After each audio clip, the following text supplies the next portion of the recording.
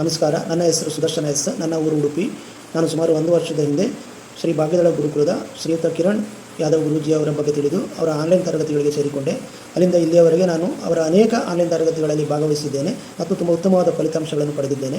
ಅದರಂತೆ ದಿನಾಂಕ 8/3/2025 ಶ್ರೀ ಕಿರಣ್ ಗುರೂಜಿಯವರು ಒಬ್ಬ ಸಾಮಾನ್ಯ ಮನುಷ್ಯ ಕೂಡ ಮನೆಯಲ್ಲಿ ಕಳಶ ಸ್ಥಾಪನೆ ಮಾಡಿ ಶ್ರೀ ಲಕ್ಷ್ಮೀ ಷೋಡಶೋಪಚಾರ ಪೂಜೆಯನ್ನು ಹೇಗೆ ಮಾಡಬಹುದೆಂಬುದನ್ನು ಆನ್ಲೈನ್ನಲ್ಲಿ ತುಂಬ ಪ್ರಾಯೋಗಿಕವಾಗಿ ಕಲಿಸಿಕೊಟ್ಟರು.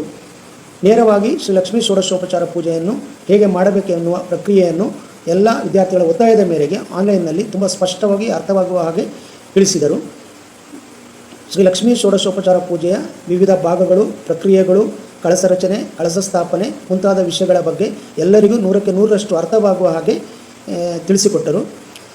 ಕಿರಣ್ ಯಾದವ್ ಅವರಂತೆ ಸಮರ್ಪಣಾ ಭಾವದಿಂದ ಹಾಗೂ 100ಕ್ಕೆ 100ರಷ್ಟು ಅರ್ಥವಾಗುವ ರೀತಿಯಲ್ಲಿ ಬೇರೆ ಯಾರೂ ಕೂಡ ಹೇಳಿಕೊಡ್ಲಿಕ್ಕೆ ಸಾಧ್ಯ ಇಲ್ಲ.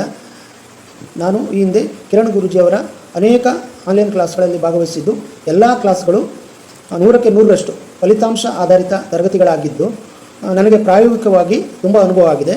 ನಾನು ಕಿರಣ್ ಗುರೂಜಿಯವರಿಗೆ ಹಾಗೂ ಭಾಗ್ಯದಳ ಗುರುಕುಲಕ್ಕೆ ಎಂದಿಗೂ ಚಿರಋಣಿಯಾಗಿದ್ದೇನೆ.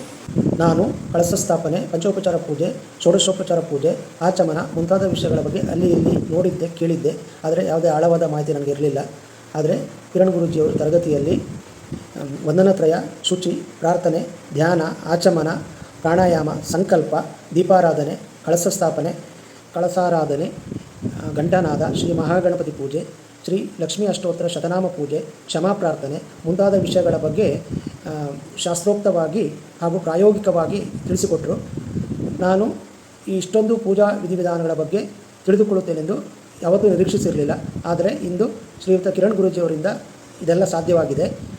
ಇಷ್ಟೊಂದು ಪೂಜಾ ವಿಧಿವಿಧಾನಗಳನ್ನು ಶಾಸ್ತ್ರೋಕ್ತವಾಗಿ ನನಗೆ ಕಲಿಸಿಕೊಟ್ಟ ಶ್ರೀಯುತ ಕಿರಣ್ ಗುರೂಜಿಯವರಿಗೆ ಕೋಟಿ ಕೋಟಿ ವಂದನೆಗಳನ್ನು ಅರ್ಪಿಸ್ತೇನೆ.